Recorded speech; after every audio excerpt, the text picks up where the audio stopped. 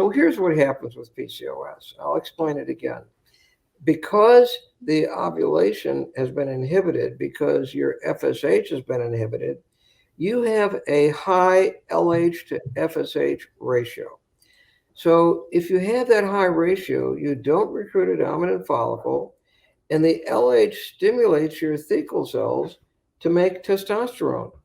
And so part of that whole non-ovulating PCOS syndrome is to have an elevated testosterone level. So by androgens, that's just either testosterone or DHEA, although DHEA more commonly is coming from the adrenal gland.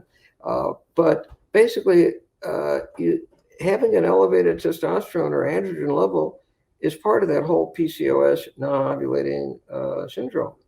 So here's what you have to do. You have to do minimal stimulation IVF. You can do IVF too, but minimal stimulation is safer and better. But what we do first is suppress you on birth control pills for 30 or 40 or even 50 days, because we want to kill off all the non-ovulated, mid-sized, non-atretic follicles that are just harboring old eggs that are no good. So we don't want to stimulate you and get a bunch of poor quality eggs. This was first taught to me by Shokichi Teramoto, who's the most brilliant endocrinologist I've ever met in Tokyo. And Shokichi pointed that out, and we've studied it over and over again. I remember in St. Louis, he visited us telling us 25 years ago, you must suppress first. And it's not just for timing, and it's not just 2 weeks, but you must suppress so you get only the good quality eggs, not the bad quality ones. And then after you've been suppressed and we stop the birth control pills, then we'll start stimulating you with mild stimulation. And don't worry about the testosterone, because the testosterone level will come down then, because we're inhibiting both the FSH and the LH with those birth control pills. Now, one other point.